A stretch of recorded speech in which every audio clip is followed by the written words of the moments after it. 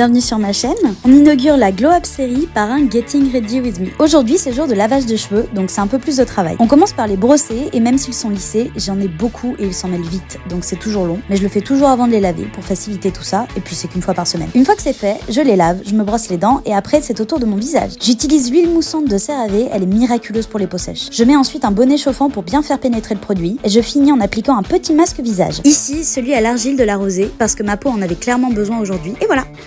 Ok, Phantom Vibe, là on laisse poser les deux masques pour leur laisser le temps d'agir, donc je retrouve après. Quand le masque a fini de poser, j'enlève aux gants. J'aime bien pour enlever en profondeur et faire un léger gommage. Je range tout à l'eau froide et on tapote pour sécher.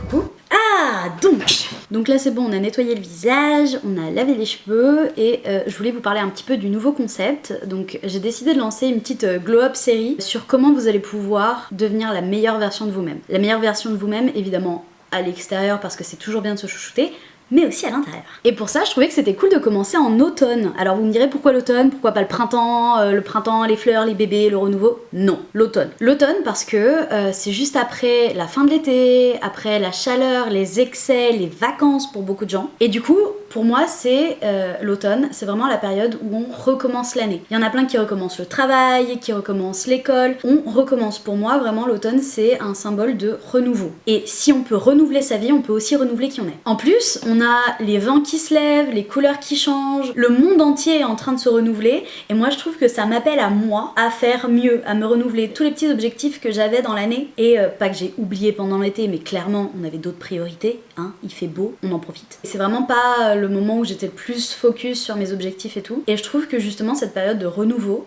c'est pile le moment où on commence justement à se recentrer sur soi-même, à se dire tiens, j'avais des petits objectifs que j'ai mis en janvier, on est en octobre, septembre-octobre, ils sont devenus quoi? Pour la petite info, j'utilise donc pour ma skincare, là en ce moment j'ai quand même pas mal d'eczéma, donc j'utilise ça. C'est vendu en parapharmacie, c'est le Atoderm Intensive Gel Crème de Bioderma. Bioderma c'est toujours super pour les peaux un peu fragiles, un peu sèches, eczémateuses, atopiques. Donc je conseille, j'en suis à peu près... Oula, j'ai bouffé plus de la moitié. Ça dure longtemps, ça va faire presque un an que je l'ai et j'en suis qu'à la moitié. Donc voilà. Après je l'utilise pas tous les jours, donc ça joue. Pour en revenir au petit sujet, c'est pour moi l'automne le moment où on peut faire tous les changements qu'on a vraiment envie de faire et qu'on n'a pas fait pendant tout le long de l'année. Parce que en automne, souvent on tombe vraiment dans la mécanique non mais c'est foutu, il me reste que quelques mois avant décembre, impossible de tenir mes objectifs, j'abandonne, je recommencerai correctement en janvier. En fait, il faut pas voir nos objectifs comme un modèle fini, comme quelque chose que on doit faire correctement dès le début ou alors on le fait pas du tout. Pour moi, un objectif, c'est vraiment un idéal. C'est ce vers quoi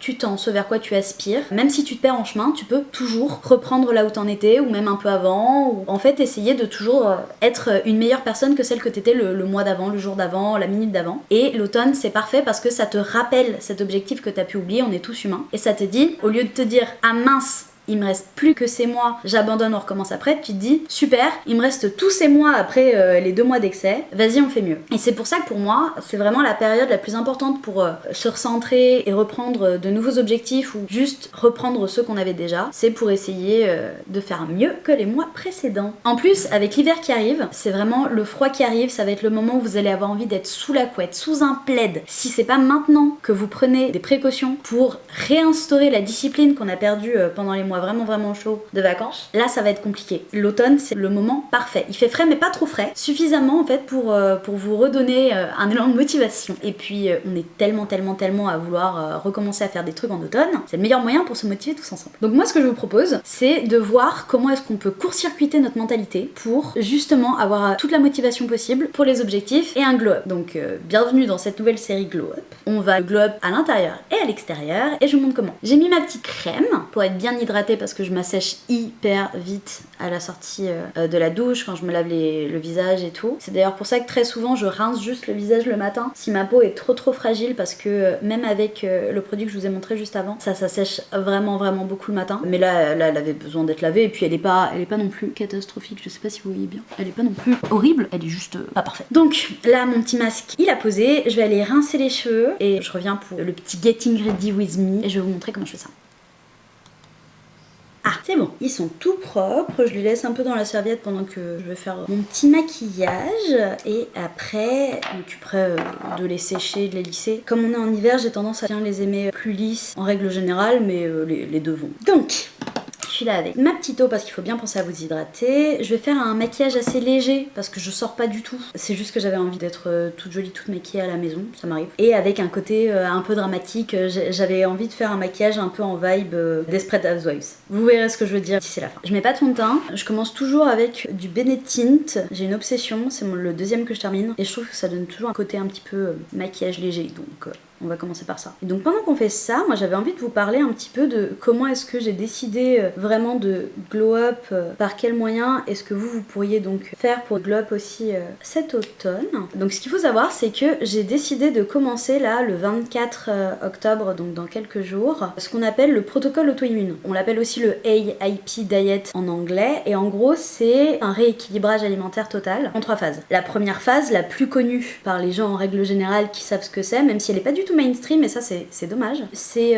la phase éliminatoire où tu vas venir éliminer tous les ingrédients qui sont considérés donc par des médecins, hein. C'est pas une diète qui est sortie comme ça de l'imaginaire de quelqu'un, c'est une diète qui est très utilisée pour les gens atteints de maladies inflammatoires, et en gros tu vas venir éliminer tous les aliments qui sont considérés comme potentiellement inflammatoires pour le corps. La deuxième étape, ça va être la phase de réintroduction, donc tous les 2-3 jours tu vas venir réintroduire les aliments qui sont potentiellement inflammatoires pour le corps, et tu vois comment ton corps réagit. Et la dernière phase qui va être la phase de maintenance, une fois que tu sais ce qui est bon pour toi, c'est que tu manges tout ce qui est autorisé pendant la phase éliminatoire, mais aussi les aliments que tu as réintroduits et qui t'ont fait aucune réaction, avec parcimonie ceux qui t'ont fait une petite réaction mais que t'aimes quand même beaucoup. Si tu les aimes pas, les mange pas, et tu élimines complètement tous ceux qui t'ont fait des grosses réactions, ou alors tu vas voir revenir tous tes problèmes inflammatoires. C'est un régime qui est hyper perso, quelque chose qui va inflammer l'un va pas forcément inflammer un autre. Vous pouvez pas vous baser sur ce que les gens ont dit qui les inflammait, parce que c'est vraiment hyper perso, mais c'est un très bon moyen de lutter contre des problèmes d'inflammation. Pour le petit contexte, alors oui je sais, j'en mets vraiment beaucoup, mais c'est parce que j'aime énormément l'effet que ça fait, ce petit côté un peu mordu par le froid. Donc ce que je disais, c'était, moi j'ai décidé de la faire principalement parce que j'ai pas mal de soucis de santé qui ont donc des effets inflammatoires, j'ai pas mal de symptômes d'inflammation, et mis à part les petits soucis de santé qui sont quand même liés, j'ai eu une prise de poids immense de 25 kilos à peu près en quelques mois. Le plus gros de la prise de poids a été faite en 4 mois, et c'était lié à un très gros dérèglement hormonal, mais vraiment infâme. Et les hormones sont très largement liées à ton alimentation et à ton mode de vie, parce que c'est ça aussi le deuxième point important du protocole AIP, c'est que c'est pas juste ton alimentation qui change, c'est un recalibrage en fait total de ton mode de vie. Donc ça va être une question de à quel point tu bouges, ce que tu regardes, avec quoi tu t'entoures. C'est très important parce que justement c'est intimement lié aux hormones qui vont causer des inflammations, et donc avoir la main mise là-dessus, c'est essayer de régler les hormones pour réduire les inflammations le plus possible. En plus pour moi, tous ces petits sujets là de l'alimentation, de glow-up interne, etc., c'est intimement lié à la santé mentale, et c'est un sujet qui est assez sensible parce que j'ai pendant très longtemps galéré pour tout ce qui était santé mentale. Désolée pour le changement de qualité, ma caméra arrête pas de déconner. Bref, donc ma santé mentale a tendance à fluctuer beaucoup pour pas mal de raisons, et je me disais, si ça se trouve, mes hormones sont vachement en cause de cette santé mentale un peu bancale, mais aussi mon mode de vie, etc. Donc j'avais envie de faire quelque chose de vraiment drastique pour justement un glow-up, quoi. J'utilise le Bad Gal Bang de Benefit, la version toute petite, parce que on me l'a donné la dernière fois que je suis allée me faire les sourcils. Franchement, je l'aime bien, c'est juste que moi je préfère les picots naturels, donc j'ai tendance à appliquer un peu avec, et ensuite utiliser les picots de celui-là qui était le Black de Marc Jacobs, qui font plus. Comme je disais, pour moi, le point principal d'un glow-up, c'est très clairement l'intérieur. Tu peux pas briller de l'extérieur si tu brilles pas déjà à l'intérieur. Et la santé mentale joue un énorme rôle. J'entends tous les mantras positifs en mode il faut s'aimer, sinon personne t'aimera, etc. Mais pour moi, ils ont tendance à être un peu toxiques en un sens, parce que ça sert à rien de dire à quelqu'un qui se déteste de s'aimer, ça peut être même contre-productif. Tu peux avoir le sentiment que pourquoi est-ce que tout le monde arrive à s'aimer et pourquoi moi je m'aime pas, qu'est-ce qui cloche chez moi, et ensuite vraiment tomber dans cette spirale de tu te détestes détestes et tu te détestes encore un petit peu plus. Sauf qu'en fait, tu as du mal à en parler parce que tout le monde est dans ce positif et toi, t'as du mal à parler du négatif parce que tu te demandes pourquoi est-ce que t'arrives pas à être positif alors que tout le monde y arrive. Donc ouais, pour moi, ils sont un peu toxiques dans ce sens-là. Et plutôt que de vous dire, je dois absolument m'aimer, je dois absolument être positif, ce que je conseille, c'est de plutôt se rendre compte de ce qu'on trouve négatif chez soi et d'essayer de le rendre positif. Mais ça, évidemment, c'est vachement plus facile à dire qu'à faire. Quelque chose que j'aime bien utiliser, c'est la manifestation. C'est manifester, en gros, la vie qu'on veut. Pour ça, il y a plein de façons de faire. Écrire dans un journal, c'est quand même le plus pratique. Mais pareil, il y a des limites à la manifestation parce que le principe même de la manifestation, c'est que tu renvoies à l'univers la vie que tu veux. Donc en gros, l'univers, il va se nourrir de l'énergie que tu vas lui envoyer. Sauf que tu vois, pour envoyer à l'univers la vie que tu veux, l'énergie que tu veux, les réussites que tu veux dans ta vie future en fait, faut déjà y croire. C'est ça le truc. Il faut déjà être persuadé de mériter toutes les bonnes choses qui vont nous arriver, mériter la vie qu'on veut avoir. Et c'est très dur de se dire qu'on mérite des choses bien quand on pense déjà pas du bien de soi-même. Ce que je conseille, c'est lier en gros une émotion positive à quelque chose de négatif pour que le négatif se transforme de lui-même en positif. C'est le moment où vous me dites t'es marrante toi, comment on fait ça, elle est bizarre ta technique. En gros, souvent les causes de manque d'amour propre, etc., ça vient aussi d'un manque de confiance en soi. Et c'est très très difficile d'avoir confiance en soi si on est constamment en train de se rabaisser ou de douter de soi, des choses qu'on aime en fait. C'est dur de se faire des amis quand on se dit constamment ouais mais y a aucune chance pour qu'ils aiment ça, c'est trop bizarre, je suis trop bizarre, je suis trop nulle, etc. Une des bonnes techniques c'est de se dire mais non mais en fait c'est pas si bizarre que ça parce que je suis moi, parce que j'ai toutes ces petites choses là qui font que je suis moi. Donc si on arrive à attacher du positif à toutes ces petites choses qui nous rendent uniques, c'est tout de suite beaucoup plus facile de s'ouvrir au reste du monde, de dire c'est parce que je suis moi-même et unique que je brille en fait, et les gens qui brillent sont appréciés. Donc si les autres peuvent vous aimer, vous aussi. Un petit exemple, parce que je sais que c'est hyper bizarre comme technique. Ma maman est cubaine, voilà, ça arrive. Elle adore se sentir belle, être coquette, elle aime se maquiller. J'ai grandi avec une maman ultra féminine. Vous voyez Gabrielle dans Desperate Housewives, elle. Sauf que il y a sa personnalité aussi qui brillait. Elle était pas du tout égoïste ou mesquine avec les gens autour d'elle. Non, elle a une super personnalité. Mais en plus de ça, elle est pas morte, donc elle a toujours une super personnalité. Elle était hyper coquette. Et pour la petite fille que j'étais, la voir finir sa routine juste avant le moment où elle met son parfum avec du rouge à lèvres, c'était vraiment quelque chose. Et moi, je l'ai vu mettre très très très souvent du rouge à lèvres rouge. Très important pour la suite de l'histoire. Et moi, je la regardais toujours avec fascination juste avant qu'elle parte parce qu'elle me faisait un bisou avant de partir. Et il y avait toujours cette trace de rouge à lèvres rouge. Et donc moi, je me disais, quand je serai grande, moi aussi, je vais mettre du rouge à lèvres rouge et je serai trop jolie comme maman. Comme la plupart des petites filles, vous me direz. Sauf que voilà, on habitait dans les dom-toms, on a vécu à Cuba parce que on voyageait beaucoup. Petite parenthèse, je rebrosse un petit peu mes sourcils. Par-dessus le bénéfice, moi j'ai tendance à mettre un petit blush juste ici là comme ça pour accentuer un petit peu ce que j'ai déjà fait parce que le bénéfice, moi il me sert surtout à donner de la couleur plus uniforme à mon teint parce que j'ai de la rosacée et j'aimerais que le rose soit assez naturel et c'est ça qui va faire qu'on voit que je suis maquillée. Donc je l'applique à peu près comme ça. Pour en revenir à ma maman et la confiance en soi, je vous jure, il y a un lien. Quand on a réemménagé en métropole, j'avais à peu près 17 ans et demi. C'est le moment où tu commences à vraiment te maquiller pour de vrai, à sortir avec les copines et tout. C'est là que j'ai commencé à vouloir faire tout ce que j'avais vu faire tous ces temps-là, parce que même si j'avais commencé un petit peu à me maquiller, je me maquillais vraiment assez légèrement et que pour des occasions et surtout dans des pays qui ne sont pas la France métropolitaine. Et quand je suis arrivée en France, on m'a jugée et même pas de manière subtile, on me l'a dit clairement. Non, tu mets pas du rouge à lèvres rouge alors que t'as le reste des yeux maquillés, parce que c'est ça aussi, ma maman elle mettait de jolis traits de crayon en fait noirs, parce que toutes les femmes latines soulignent leurs yeux quand elles se maquillent, c'est comme ça, c'est dans la culture. Et moi je voulais faire pareil, pas forcément du crayon parce que j'ai jamais aimé le crayon, mais j'ai toujours aimé l'eyeliner moi. Et moi on m'a dit non, soit les yeux, soit la bouche, si tu maquilles les deux ça fait vulgaire et la française elle n'est pas vulgaire. Donc on m'a dit choisis. Donc pendant toute cette période de je suis adolescente, jeune adulte, je commence à me construire, j'ai vraiment grandi avec ce petit côté pression des gens que je connaissais surtout et qui m'avaient mis ça en tête. Et forcément pour n'importe qui de cet âge-là, je suis désolée mais t'es pas un parangon de confiance en toi à 17-18 ans. Absolument tout le monde a envie d'avoir un bon cercle d'amis. Moi je voulais m'intégrer, donc forcément s'intégrer ça veut dire tu les écoutes quand tu dis que ça fait vulgaire. T'as pas envie d'être la seule ultra maquillée et qu'on regarde mal. Sauf que faire ça au long terme, ça a vraiment pas aidé à ma confiance en moi et à mon estime de moi. C'est difficile d'avoir confiance en soi quand on se trouve pas très très jolie. Et moi ça passait par, j'avais toujours l'impression qu'il y avait quelque chose qui me manquait. Moi je me trouvais plus jolie en faisant les deux. Je me trouvais jamais aussi jolie que ce que j'aurais pu être. Et c'est là que je me suis souvenue de maman. maman est cubaine. Mais ça veut dire que j'ai pas à choisir en fait. Pourquoi est-ce que j'aurais à choisir une culture et pas l'autre? S'il y a quelque chose qui me fait me sentir belle. Et c'est là que j'ai vu cette technique de mon sentiment de mais en fait elle était tellement belle quand elle faisait ça, est tellement plus fort chez moi que le sentiment de oh là là on va me rejeter parce que j'ai pas voulu choisir. Ça semble futile mais moi ça m'a permis vraiment de transposer un sentiment vraiment positif sur une expérience qui a duré longtemps, hein. Elle a duré vraiment longtemps cette expérience négative de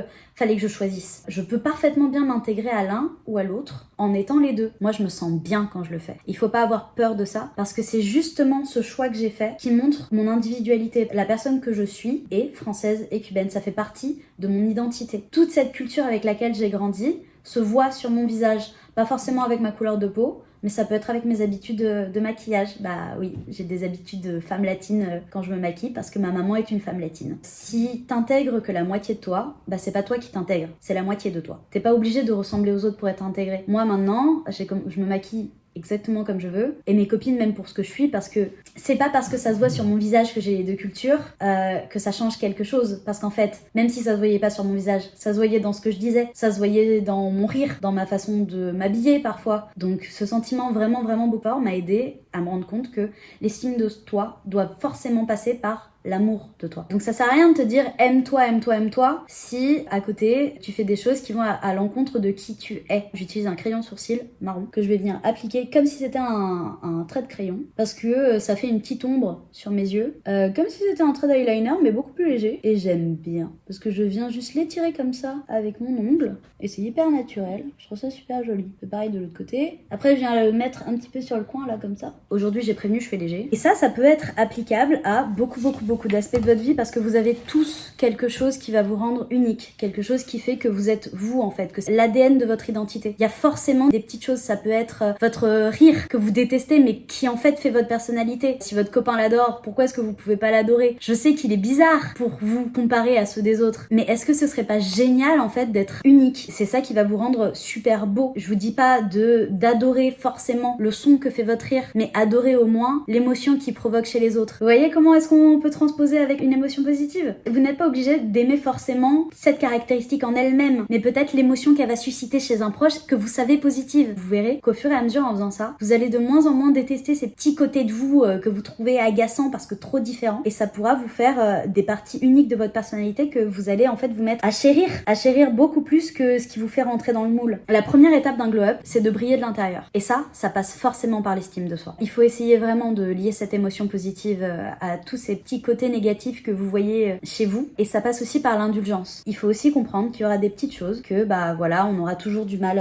avec, et il faut être indulgent parce que les gens que vous aimez, vous les aimez aussi pour leurs défauts. Et c'est pareil pour vous-même. L'important, c'est vraiment de briller pour qui vous êtes, parce que l'estime de soi ne marche que quand l'amour est à long terme, et ça marche pas si vous détestez des parties de vous mais que vous les cachez. Donc voilà, c'est ma petite technique. Mon conseil, c'est vraiment d'éveiller ces petites émotions positives et de les transposer à des choses que vous pouvez de manière réaliste transposer. Alors pour ceux qui se posent la question là, je suis avec une giga palette qui s'appelle, j'imagine que ça se prononce Teen Beauty, et il y a plein de fards, et j'utilise une teinte pour faire un peu d'highlighter, pour briller encore plus de mille feux en cette période sombre, mes amis sombres. Voilà, c'était ma petite parenthèse santé mentale qui marque le début de cette série Glow Up. Ce que les autres reçoivent, c'est ce que vous renvoyez, et c'est quand même plus une priorité de se sentir bien. Je vous fais cette série Glow Up pour que vous puissiez glow up avec moi et être la meilleure version de vous-même possible, et c'est vraiment la meilleure période pour ça. Ça va être super. Mettez ce fichu rouge à lèvres, réfléchissez à ce qui vous rend unique, ce qui vous rend heureux quand vous êtes tout seul. C'est ce qui vous rendra heureux aussi quand vous êtes avec les autres. Et n'oubliez pas ce sentiment, parce qu'il n'y a pas plus important sur Terre. Donc nous, on va finir un petit peu le petit maquillage, ensuite on va faire les cheveux, et on sera prêt pour notre petit getting ready with me de la journée. Moi, ce que j'aime bien faire, c'est y aller à fond sur la lèvre d'en dessous, prendre du produit pour l'estomper au-dessus, comme ça, et après revenir comme un gros bourrin sur les parties que je trouve sympa. Comme ça fait un effet un peu blur, de lèvres mordues sur le dessus et bien intense à l'intérieur. Ça aussi, vous n'avez pas à être légitime pour faire quelque chose. Votre légitimité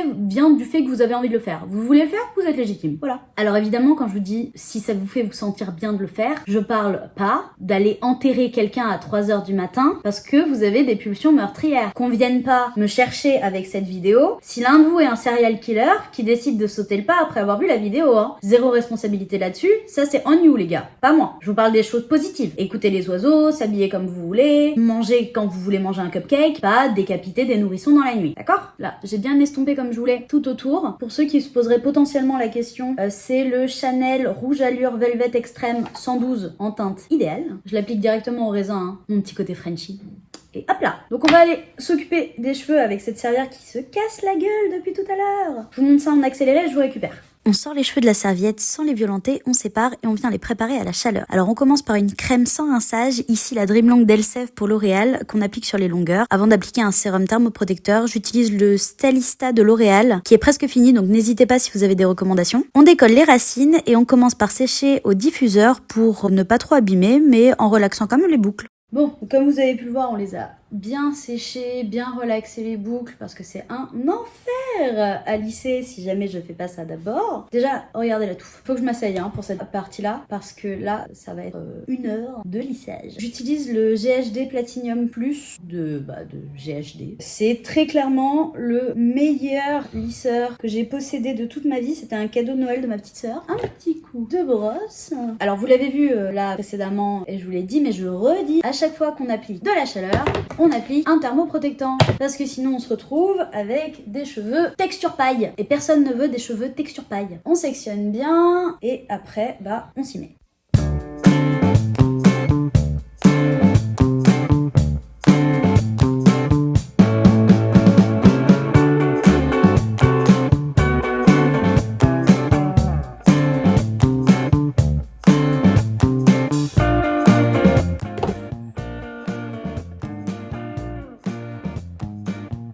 Hop, on les teint, on remet la protect et ça donne ça. Je sais que à l'avance ça peut avoir l'air un peu complètement fou là, parce que ça donne toujours un peu ça au début, mais c'est que ça retombe en fait, et après ça donne vraiment le wavy parfait. J'ai fait juste légèrement les pointes. En fait, comme j'ai un dégradé, ça donne l'impression que c'est après à moitié un peu bouclétant, enfin ils sont lissés mais ça donne cette impression là. Derrière ça donne ça. Et voilà. Donc là, je vais aller mettre un petit peu d'huile. Moi, j'utilise la huile extraordinaire d'Elsev de L'Oréal. C'est le soin sublimateur universel à l'huile de marula et camélia. Donc à l'époque, quand j'ai commencé à l'utiliser, ça va faire au moins 10 ans que j'utilise ça. C'était ma mère qui les utilisait. À force de lui piquer ses produits, on a fini par les acheter nous-mêmes, ma sœur et moi. Et en fait, à la base, il y en avait qu'un seul, mais là j'ai remarqué que exactement la même gamme, ils ont décidé d'en faire plein, genre pour les cheveux bouclés, pour les cheveux crépus, pour les cheveux lisses, en fonction de ce qu'on préfère. Donc voilà. Moi je mets toujours ça en petite huile de finition. Pensez bien à mettre de l'huile, vous la chauffez dans vos mains et après, hop là, sur le dessus si vous avez des franges, mais pas trop, surtout pas aux racines, vraiment sur les longueurs, et vous accentuez sur les points. Voilà ce que ça donne. Dites-moi ce que vous en pensez pour le look final. Même si les cheveux ont l'air un peu fous, moi j'aime beaucoup. Donc voilà, c'était le petit point un peu santé mentale. J'espère que le premier épisode de la série Glow Up vous a un peu plu, ou beaucoup plu. J'espère qu'il vous a beaucoup plu. Et tout ça pour vous dire de porter le fichu rouge à lèvres, d'avoir confiance en vous, de vous faire plaisir surtout, parce que sans plaisir, franchement, il n'y a pas de vie. Et comme dit souvent mon papa, avec de la gêne, il n'y a pas de plaisir. Donc voilà, moi je vous fais des gros bisous. Passez une excellente semaine. Et je vous vois à nouveau la semaine prochaine pour une nouvelle vidéo. Plein de bisous.